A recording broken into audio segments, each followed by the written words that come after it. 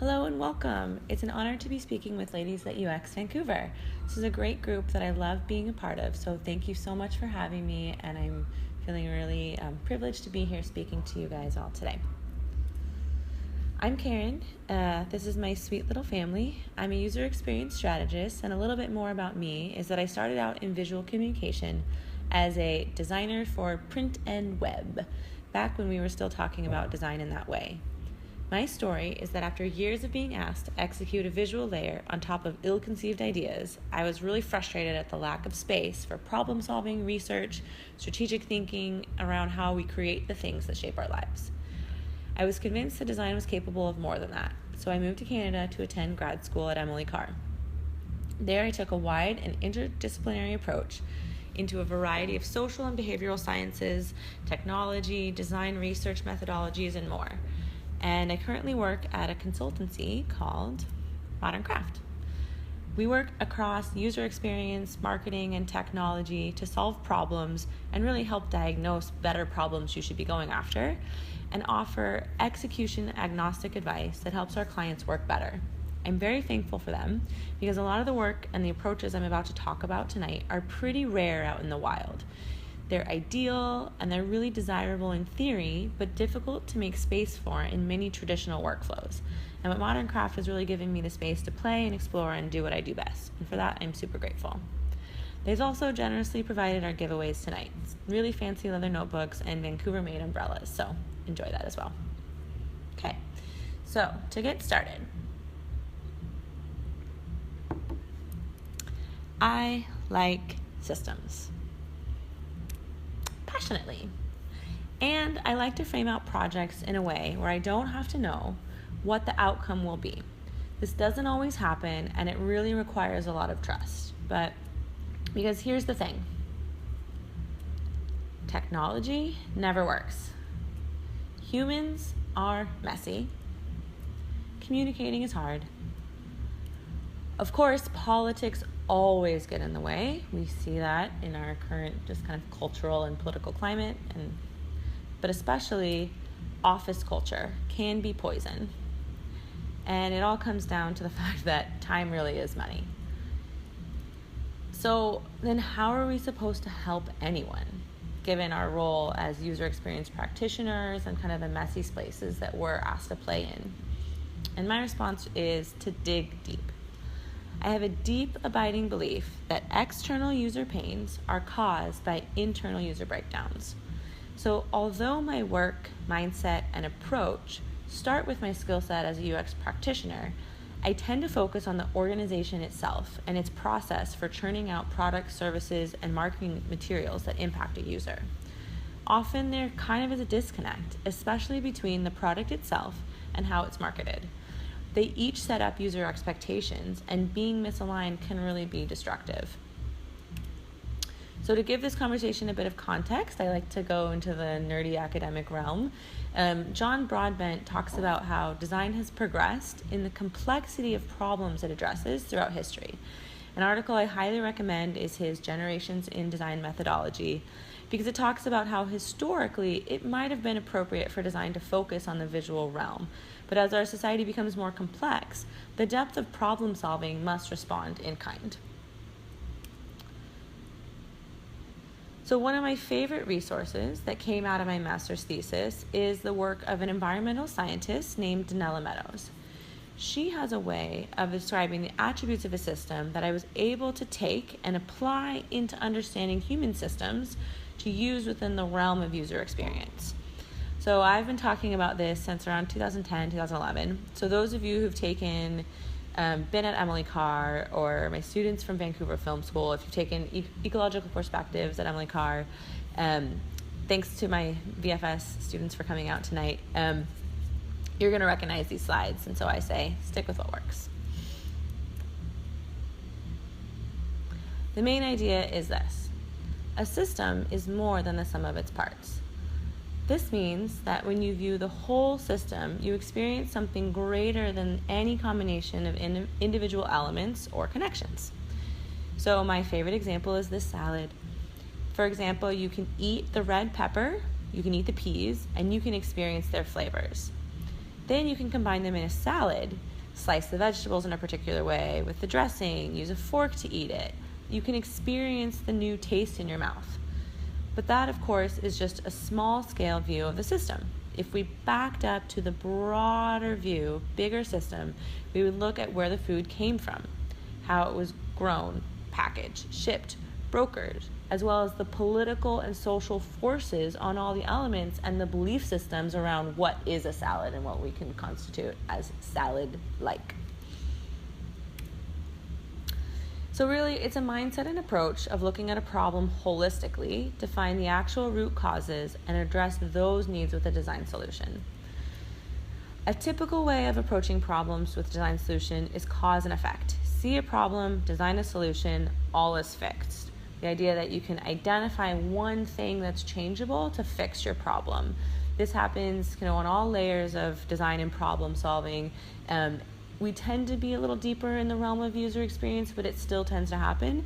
But kind of the highest level, what not to do example are the millions of design a poster or, make an Instagram image bandwagons in response to a crisis or epidemic, right? All that really does is make you feel good that you helped by making something pretty.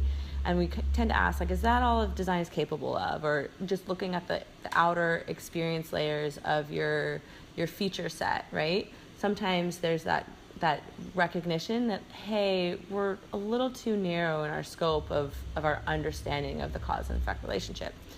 So in reality, we all know once we dive into any of these problems that the problems themselves are more complex and more connected than we would have ever cared to imagine. But there's a huge challenge here is that there's a reason why we don't tend to go deep, because we don't have the time, scope, budget, or capacity really to unearth that, because then we have to ask, well, how do we make sense of all that complexity? How far do we go down this rabbit trail? How far do we dig deep before we stop and say, ooh, this isn't actually adding value anymore? So part of it is managing scope, right? But first we have to have language to identify what we see to allow us to go a little deeper, right? Because from there we can acknowledge, map, manage the messy space that our design actually is going to live in. It's going to live in real human systems. So today's conversation really is about acknowledging complexity, taking a little more time than you ordinarily might think to dig a little deeper without being completely untethered and being overwhelmed by all of the complex connections. So in order to do that, this is what Donella Meadows really does well, for me at least, is she gives us language to understand what a system contains and then define kind of what is a system and what isn't, and how far should I go into investigating. So not every group of similar items is in fact a system. Donella Meadows describes complex systems by breaking them down into the basic elements that explain the behavior of the system. So I'm going to build a simple visual system of shapes and colors to help us understand what a system is. And then from there, we'll look at a little bit better ways to kind of practically implement this into user experience. So all systems must have 4 key parts. Elements are the most easily identifiable. They're the stuff, usually physical, the most obvious components. In product systems, it's the materials, and in social systems, it's the people. Your service itself, might be the element, your feature. The next one is interconnections, and they're the relationships between these elements. They're rules of the game, rules of a sport, the structure of an organization. Other relationships are human relationships, so the idea of friendship, the idea of a boss to an employee, or family. Those are all interconnections.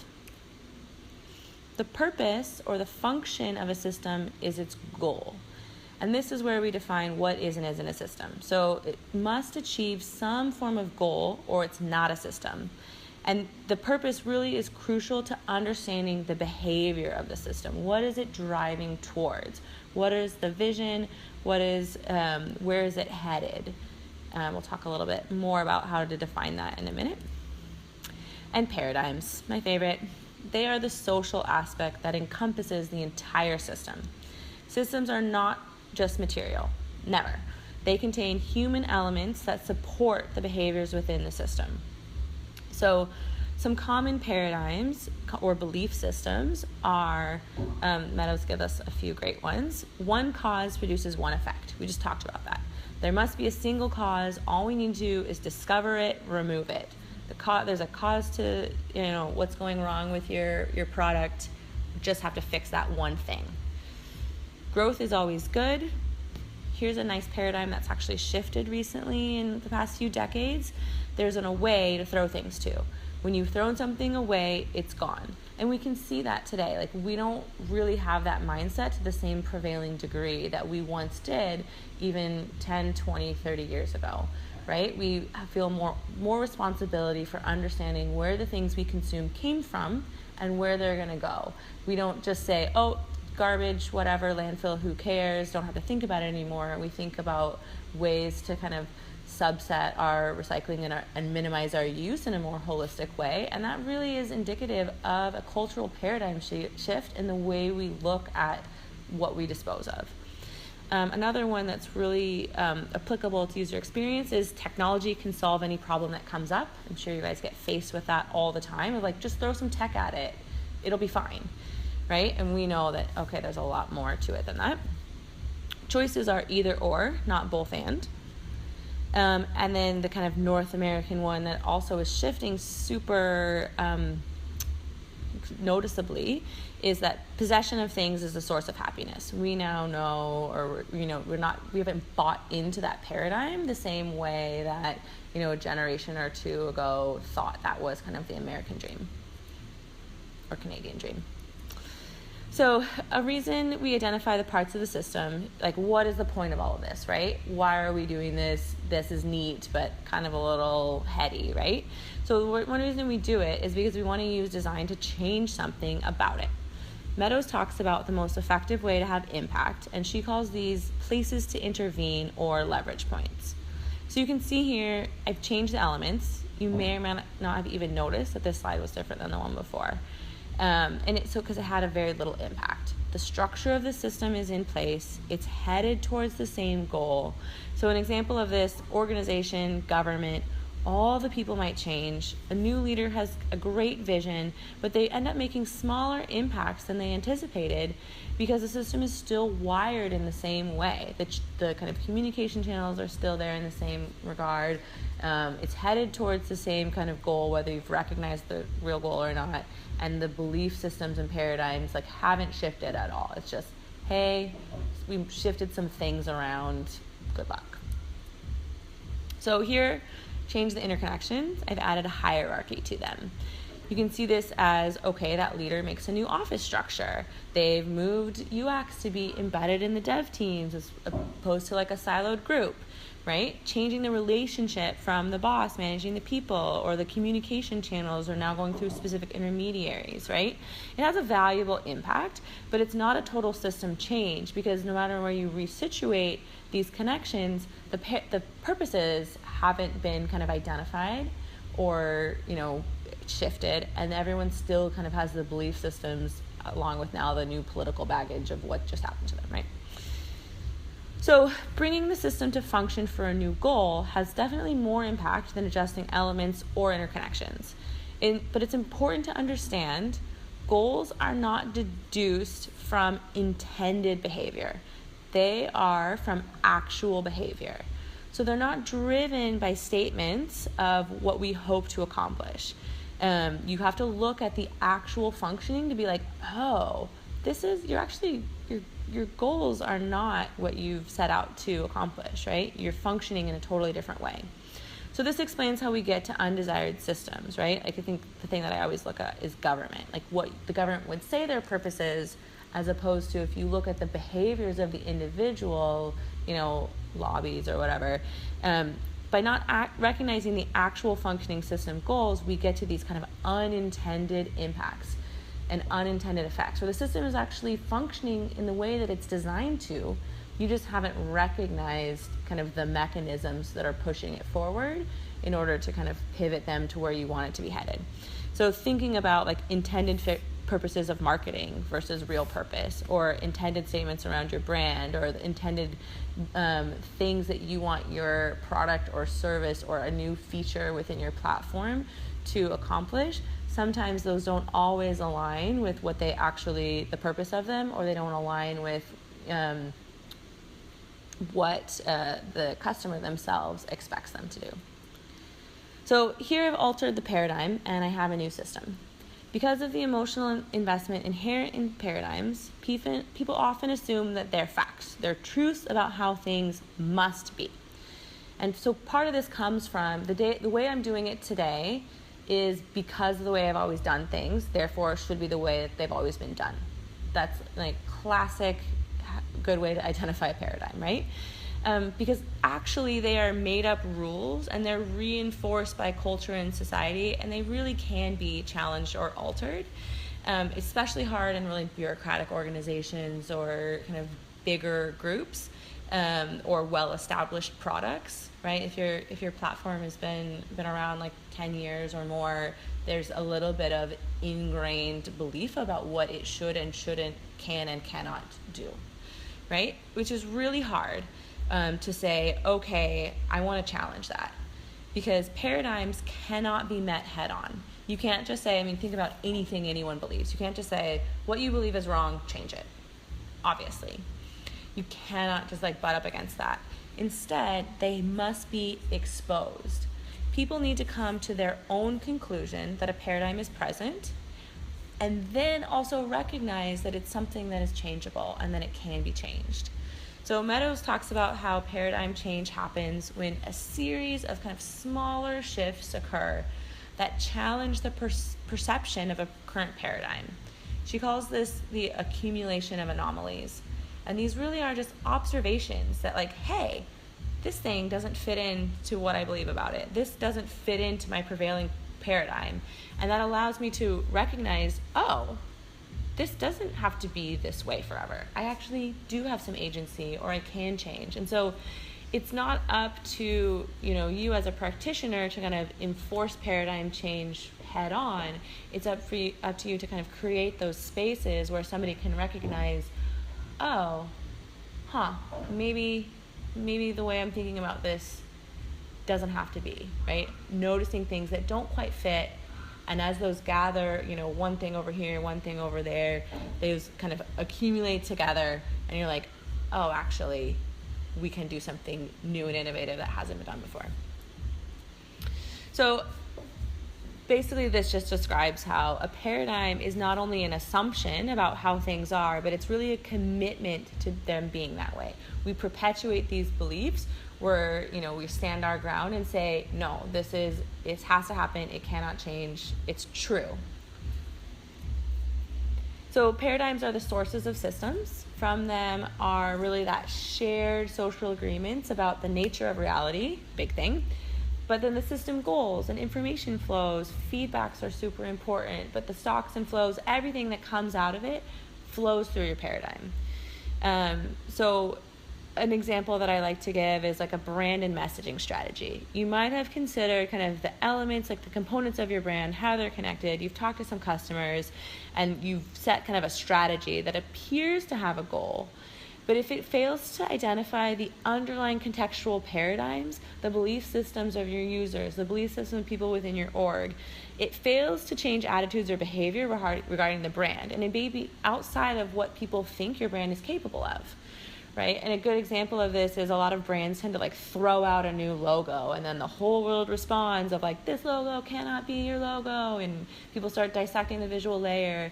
And it's okay, but you didn't talk about how this embodies what people believe your brand is and what you're capable of and what you offer, right? So paradigms are reinforced by attitude, purchasing power of individuals, are they using your product or not? And the belief systems that make up paradigms can inadvertently chart the goals of your system. So that's how you can get to things that may feel unintended or out of control. And part of that is you're not looking at your feedback loops, or not properly identifying maybe where there's some differing paradigms or some conflicting goals in various parts of kind of what you're working on. So these systems build the future, right? Because it's the power of the socially shared ideas about the nature of our world. It's our point of view. These types of things are, beyond the realm of user experience, but they definitely have their place within the work we do as well. So to recap, elements, typically the physical material unit. Interconnections are those connections, relationships between the elements. The purpose is that functioning goal that the system is actually working towards, which sometimes can be hard to parse out versus your intended goals. And paradigms are those shared underlying social beliefs that perpetuate the system. So I understand that this is pretty heady. It's okay, great, but what do I do about that? And I always think the best way to understand something is to experience it or to try and make sense of it for yourself. So I've got a little activity. We've got Susie High School. I'm going to call her Sophia. And so for those of us that are in the physical space, we're going to take a workshop break and do this activity in little groups.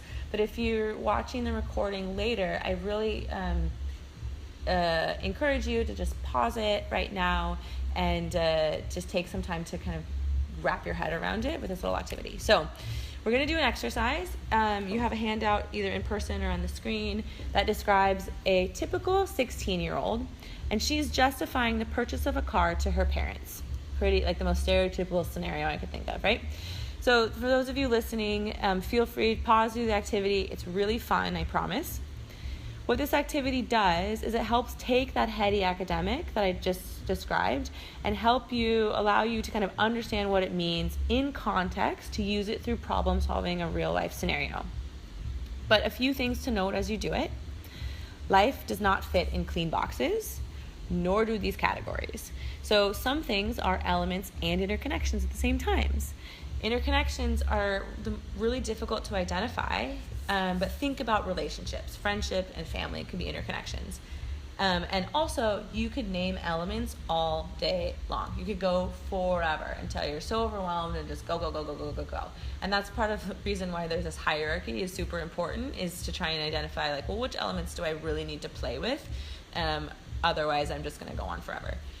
But the most important are the actual purpose. Not what she says she does, but what she means based on the belief systems that we're calling paradigms.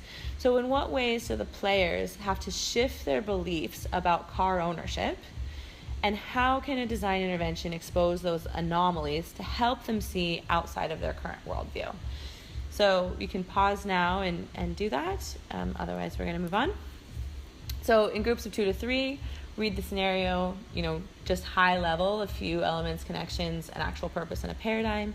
And then once you've got that kind of set, you can map it out if you want or just list them. The whole point is what are we going to do about it, right? So spend 5 minutes to propose one idea of a way for design to challenge your paradigm. And so once we've done this, pausing, a question I get asked about this is, okay, great. How does it apply to user experience strategy? What is going on here? So honestly, this is the point where everyone's kind of wide-eyed and oh, great, this exhausts me. But honestly, this level of diagramming is typically behind the scenes, right? Especially when it comes to paradigm. This is my personal mindset approach and the things that I'm looking out for when I'm diving into a new client, a new product, a new service, when I'm doing kind of that discovery phase. So you ask yourself, now what? It's not like you're going to do this work and say, hey, client, I found your false paradigm. You want to go ahead and shift that for me? Just work on that, right? So this reflects the mindset I bring to the work, looking for these components, but I can't lay the system out in this way and present it to the client because you can't meet paradigms head on. It's just not going to get you anywhere. If you say, this is, you're believing these things about your own product, right? That's just the best way to get yourself in a fight and get yourself fired. Although I did have one client kind of catch me and ask, what funny work are you doing underneath the work you're doing? And so I explained, because it was a pretty big, significant shift that I was proposing in their org. So I actually explained Meadows to him, and I told him the lens, and walked through elements, interconnections. I talked about paradigms, and really to my surprise, he was quite amicable to the idea, that I was essentially like messing with their organizational minds with my own exposing paradigm, hidden agenda. So, it might work, but don't start with that, right? So what I do like to do is to provide situations where these conflicting belief systems, or even just understanding your own belief systems, come to light. And typically for me, that's in the form of a cross-functional workshop, or getting, various people in the room to hash some things out. So here's my approach to just even understanding the system. It starts with an investigation. Interviews, workshops, ethnography through power using a service is really important, like contextual ethnography, and then observations embedding with internal teams to see how they work and what are the kind of things on them in their workflows, and then surveys, and then adding that to an analysis of their current technologies and how that flows. So you can see that a lot of it has to do with deep diving into the org, and then kind of reflecting, what that product service organization is making, and how that aligns with both customer expectations and what the offerings are, going out to the user. So this, to be honest, requires a lot of buy-in.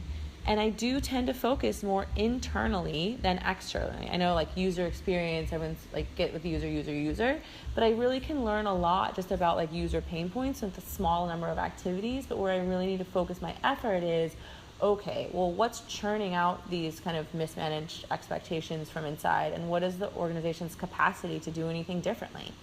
So that's where I tend to sit. So the whole systems approach really leads to identifying customer pain points, both internal customers, how different parts of the product and service or components, like the content strategy or the content itself or the features or your roadmap, flows within your system, and understanding the pain points of customers, obviously. So then, using my deep understanding of the org from this discovery, I'm able to reframe the system in light of their capacity. Right? I understand the technical, human, information, budget, time, scope. I get what kind of the bounding boxes are that can be done, and I ask myself, what can we accomplish within this project based on what needs to be done and what can be done. And so this tight understanding of the organization, customer, and opportunity provide that bounding box to define and develop a new user experience. And what I love about this process is the final solution tends to present itself as just a logical conclusion to better meet the user needs, because we've identified a better pain point, we've identified a better problem to solve, and then also identified who and how and what can solve it, and those things just marry up together in this really beautiful way. So this logical conclusion better meets user needs while better supporting the internal team's ability to support that product and support that customer or user. So given all of this, my attitude is that all humans are users of the system, and this is really key. How is the org treating people? How are they set up to succeed or fail or help their customers or their users? How are they structured to work together? What technical systems or software support them or frustrate them in their ability to do their job? These are all user experience problems, and they're all key to what the end product and service ends up being and how everyone thinks and feels about it. So my not so secret, always very not secret mission is, of course, exposing paradigms. But you remember, you can't meet them head on. People are going to retreat back to their truths, and they're going to stand guard. So how do I do that? How do I expose them? My favorite, what I call the anomaly generating factory, you remember exposing anomalies is kind of the way that we talk about helping people identify paradigms, is the workshop. Get everyone in a room, hash it out. Differing beliefs surface, and really it's about empathy exercises to learn from one another. We talk a lot about empathizing with users, but what about other teams in an organization? Get your C-levels in with all levels of workers. Make space to hear from one another. my guess is that everyone is working hard and most of the people have really good intentions, but there are things keep restricting them from doing what they want to be doing. Or there's misunderstandings that are kind of perpetuating some unintended purposes. So what is getting in their way? Where's the disconnect coming from? What are their hacks or workarounds that they think that they're doing something because it's going to help somebody or it's going to help the end product, but they're kind of breaking the system in some way just to do what they think is right? So where are the differing belief systems live? They start in the minds of the employees for sure. But workshops have to be where you create and hold space for a place of true empathy. If you're going to gather information from somebody, act on it. Honor that somebody has, shared something that might be from a place of vulnerability. Like, your job is a really core part of your life and your identity and where you spend all your time. And if something is not well, it takes a lot of risk to share that, right? So from there, we can find places where we, honor and hold empathy, but we've got to act on it as well. So places where leadership can use this information to set a vision, to bring people on board to that vision, and to provide autonomy for everyone to execute a shared goal or act on a belief in a way that honors the skills and expertise of everyone on the team, right? And this is a way that kind of collaboration can beget collaboration, and that kind of these activities can also shape culture. So, a necessary side note, I love sticky notes. I love paper, tangible. I have a kind of a philosophy around workshopping in particularly that you can't think sitting down. I tend to do stretches and jumping jacks before we get started, just to get your blood flowing and to get that kind of tactile, tangible, relational experience. And so little bits of sticky notes are one way that we can divide and conquer, segment ideas, move things around, get more physical with how we understand the problem, and we can work and use space around it. So sticky notes are your friend. And paper is your friend. Don't be afraid of paper. Use it a lot. So here's some other ways that I like to understand the system and create solutions that can really lead to true, real transformation. So some discovery activities I like: internal interviews, understanding stakeholders across departments, subsidiaries, if you have sub and parent companies or other, if you're bigger org, try and understand how those things work together by just talking to lots of people. Team whiteboarding sessions, both with your internal UX team or you and your dev. This can work both ways, both within your workflow of what you're trying to do and then the client or the product platform itself. Get everyone in a room to hash it out together. Differing views, whoever needs to be making the decision, whoever's executing at the end, get their buy-in right away. Get a whiteboard. So much of my work has been designed in just what looks like napkin sketches, and that ends up just reframing with everybody agreeing, and then they all make sense to everybody. Workshops of all sorts and flavors. Whenever you identify a gap or I need to know this information from these various people, just design an activity around it. All you need is a big white sheet of paper, some headlines, and a tiny bit of structure. But the point really is how do you create spaces for those to kind of do the work, right? So you're just creating, even just posing questions so that the people in the room can get their opinions heard, hash it out, and do that. So it really is just about creating the space and facilitating those activities in a way where it gets done by those in the room, and you're just guiding them along. So co-creation exercise, collaborative session, kind of building on that. Ethnography, using the product in context or observing users, in their context, not just understanding, clicking around on the app without trying to accomplish the task. And then organizational embedding. Sit with internal departments. See where is the technology that they're being asked to use, making it impossible for their job? Where are they not getting enough information? What is their heart behind their job? A lot of times it's I really want to be doing this, but I can't because of this structure, this system, the way the org functions, the way that people believe our product should be done. I see a user need that I know that to meet, but this thing is in my way. And then the standard customer surveys, reviewing data, and then all of that leads to just kind of an analysis of the human, technical, financial information flows and how that just goes through all the channels, right? And this holistic approach really leads to the double-sided thing that I keep talking about, identifying the customer pain points in light of the organizational capacity to meet that. So a few more practical examples. Here are 3 of many, many philosophies that drive my work.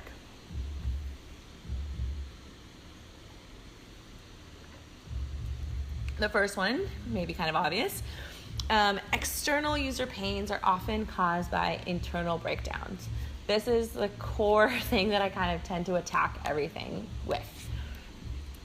So for example, communicating really niche career offerings within higher education. One group that I worked with was an educational institution that had a lot of trouble clearly describing their programs in a way where what they sold matched up with the actual student experience when the students were in the door.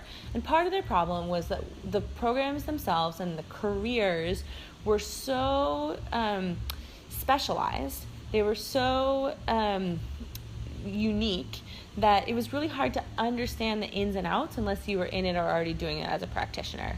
And so it was very challenging for anyone to understand exactly what they did. There was a lot of technical speak and a lot of really detailed segmentation around these careers. So what I was tasked always starts out as like, design me a website, right? Every project is like, I need a website. Okay, well, what are you going to say on that website about who you are and what you do? We don't know how to talk about who we are and what we do. So this was one of those projects. Started out as content strategy, user experience problem, and I kind of looked at, okay, how do we align their site to A, what students or kids searched and understood about these careers and what it took to become one and why they would even want that, what the programs actually offered, and there was a disconnect between these two things, like what even students, people who wanted to do these careers, what they would search or understand did not line up to the reality of them. And that's okay, but you just need to find a way to bridge that gap. But then we realized there was another disconnect in how the admissions staff or marketing teams understood the programs and sold them and talked about them. And part of it was that they were trying to fill that gap, but in a way that kind of led to a bait and switch of like, this is what to expect walking in the door. Oh, this is not what I expected, right? So my response to this was to create these full day, what we called knowledge share sessions. You guys, it was 9 hours of workshopping delight. It was so much fun, so cross-functional. So part of it was providing space for each of the groups to share what they did in relation to the program, right? Share their intention, their heart, their structure, their success, their view of the program itself. So getting marketing, getting admissions, getting the programs themselves, and getting the educational administration teams to say, this is my view of your program. And then the programs being able to share some of that embodied knowledge of what it's like to be a student, what like their dedication looks like, what it's like to teach, and what are the challenges on each of these groups. It was great, and we did this for multiple programs. The outcome really was that everyone learned from one another. Everyone really understood, like, okay, they're trying here, or oh, they really don't understand here, and kind of exposing those things. But I, as trying to do my job of, okay, how do I turn this into a website? I got language to use, and I got language to use in multiple levels. I was able to repackage it in onboarding materials for all the groups. So admissions now had language that they could use to talk to potential students. Marketing, so it was online and offline. Like marketing now had a clear understanding for their kind of marketing funnel and marketing vision. And the programs themselves felt heard and understood in a new way. But mostly like paradigms are exposed, and I got language for the site itself, obviously, but paradigms are exposed all day long. Right? False beliefs brought to the surface, differing beliefs hashed out in this like safe environment, bringing it to light and learning to embrace this stuff within an organization's culture and making sure that it's not just this one day thing, but it creates this kind of attitude and ability to share and understand on a deeper level that can go over time, right? That was a really fun project, and it had multiple levels of execution that expanded beyond the original intent. So the second thing that I kind of obsess over philosophy is that context is the key to everything. There's a resource that I think everyone should read. If anyone's familiar with Nathan Shedroff, he's got an article called Information Interaction Design, a Unified Field Theory of Design. I first read this in my undergrad a dozen years ago, and it has stuck with me my entire career, just in the role of context in understanding our information design and interaction design. So go read that. But an example of this is actually my master's thesis. Intergenerational instructions that facilitate true mealtime collaboration with kids. Cooking with kids, giving them knives, watch out. So in my thesis work, I started by examining, really wide lens, examining disposable culture within North America. Small project. Then I scoped it down to how do we form ideas about food just within our culture. Then narrowed it in on the role of the weeknight family meal.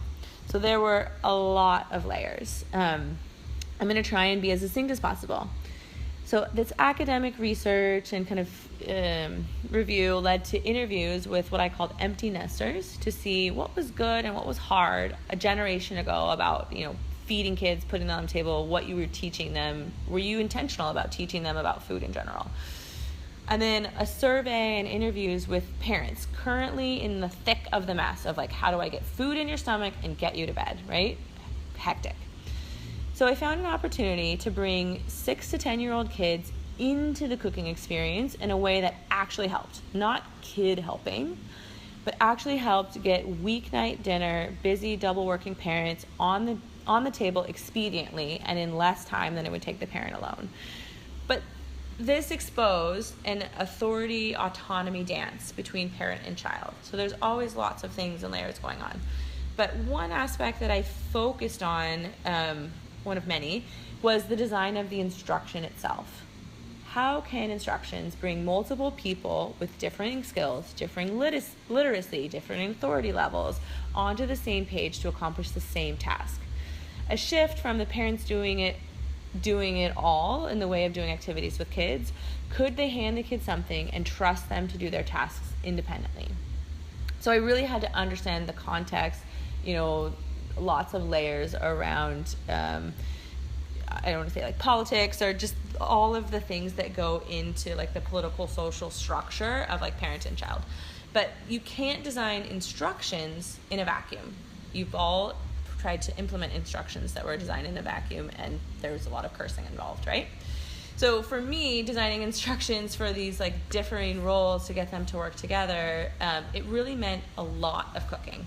A lot of kind of cooking on my own, understanding, dissecting what it felt like to follow instructions. We've all had that example where you're 2/3 of the way through your meal and it's add the chopped onion. And you're who told me to chop the onion? Where did you tell me this? And it's up in the very list of ingredients where it's one chopped onion. You're are you kidding me right now? So those types of things, right? But the first thing I did after I did a lot of cooking myself was I used my fellow students as kind of a guinea pig, right? So one morning I turned our studio into a complete kitchen. I literally packed up my kitchen from home, my camping material, portable stoves, and I designed meals that were set up in 4 different ways for partners to cook together. And they were facilitated by how the instruction was laid out. So to really understand the experience. So one of them was your traditional just recipe way. One of them was dividing it completely and asking them to be independent. One of them was adding a little bit of A and B, you do this, you do that. And another was giving them some guidance around how do they work together to manage who does what. So it was really valuable that each of these groups, we were able to do this activity and then sit down and have a meal together and do some analysis around, okay, what did that feel like? What was it like for your group versus another group? What about the instructions made it better or worse? And how did that impact the way you feel about the meal that you're eating right now, right? So second, I stepped in as the adult and I cooked with the kids myself. I learned their capacity. I learned how they interpreted my prototypes. I learned what about this activity could be frustrating for an adult trying to get dinner on the table and get the kid into bed. And so I did that over and over and over again, just like, what is it like with different kids, different skill levels, different things going on, different times of day, that kind of thing. And then I refined my prototype in a way where I tested it out on families. So I said, here you go, I'm going to observe you to understand kind of what it's like for you, and then as we eat the meal together, talk about what it felt like for you, and did this add any value, could you use it, what did it do? And got a lot of great response on that. But what each of the things why I talk about this in this section is that I learn new things about the nature of the context every single time. This work was user experience principles on a physical product, but I really had to understand the contextual, spatial, relational elements that like played out on how instructions were interpreted. I could go on this forever, but I'm not going to. So a couple kind of things to frame it is you can describe any type of design situation in terms of the amount of control you have over the user experience. Much of what we know about human cognitive behavior tells us that there's a tendency to over-attribute the role that an individual agency plays in shaping our behavior while under-attributing the role that the situation plays, right? Like, we're not thinking about, like, yeah, you can do whatever you want. Like, no, there are forces on what your ability to do something, and those forces impact your experience, right? And what I love about this next quote is that it seems to contradict the last one, but they actually work together so seamlessly that it's really beautiful. So if you think of products, interfaces, spaces as being scaffolds on which ordinary people can create their own experiences, the design challenge changes. And this is a quote that kind of has framed the way that I have worked ever since I read it, right? So it's about, those work together because it's about acknowledging context, situation, and the forces on ability, like what someone experiences. Everyone brings their own experiences to the table, their own expectations, the busyness of their day, a lot of things with them. But it's also about helping them find agency and creating some sort of scaffold and places for people to play within and take control of their own experience. It's always this back and forth dance. And when you acknowledge that and you set up structures, not to say, here's your experience, you set up structures that allow people to input their own, ideas and experiences, it's really powerful. So the third one is that reframing existing elements with a new mindset can turn the world upside down. So in the very beginning, I mentioned that elements don't really matter and you can't really do much by changing them. But if you take elements and you recombine them under a new way of thinking to shift mindsets into a new paradigm, it really is magic. So that's kind of where paradigms can be at play, as if you kind of filter them through, okay, like how do we recombine them into a new way of thinking. So an example of that is reconfiguring existing transportation data into actionable customer messages. So I was working with a transportation agency, and we started out with really a deep dive into the organization. They had a series of tools and touch points, and the point of them was to alert travelers when something went wrong with their services. So the problem was, and I kind of figured this out like a week into the project because I started using the service and getting these messages while I was trying to, get from A to B. And the messages were useless, like utterly, like no help to anyone. They were so confusing. You couldn't figure out what they were even trying to say. And my task was content strategy. I was a content strategist on this project. So I recognized that I could change all the words. I could give them some tone and voice guidelines. I could look at their technical systems. One of their challenges, what they were like really limited by characters. And so we did a deep dive into the technology to figure out how we can alleviate some of that pressure. But even any of those tasks, the messages themselves would still be meaningless. And it goes back to the kind of my point too about context. It really was all about context. So through stakeholder interviews, ethnography using the service, and looking at the other tools that were provided by the organization, we embedded with their operational and customer teams to see how they did their job, just to kind of understand the technology, communication channels, interfaces, human teams involved, and like what does it take to make these alert messages. And then we were able to map out what the customer experience was versus the behind the scenes thing that created that, and kind of look at the differing expectations versus what could be accomplished. And there were two really core discoveries.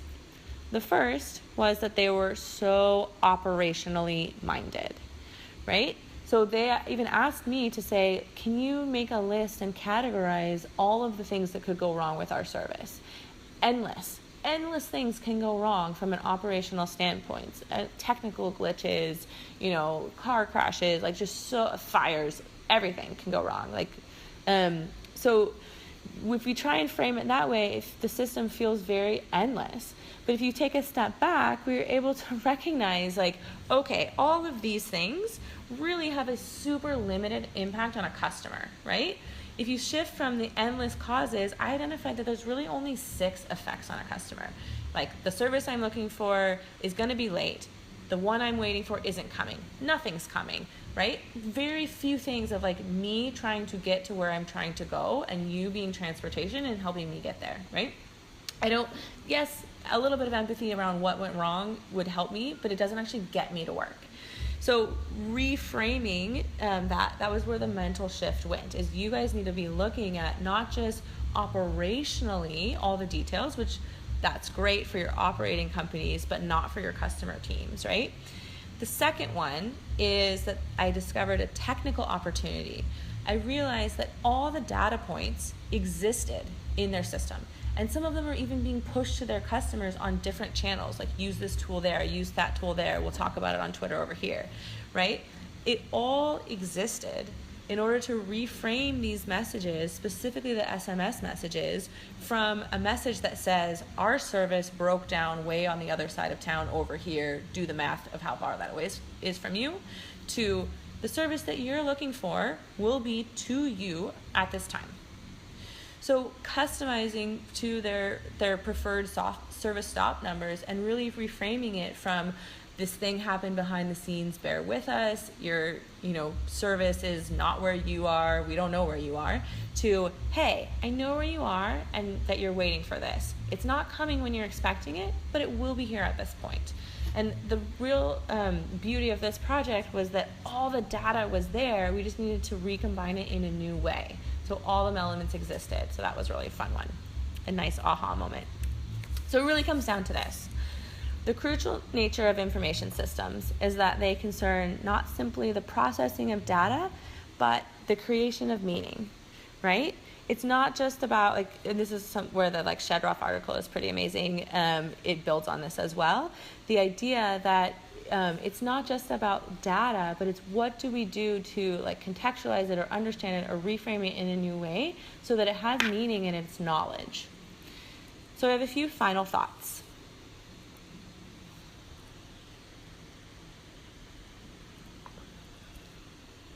The first is system mapping is your friend. Draw it out, make a visual diagram, do what you've got to do to kind of understand the mess that's now kind of in your head.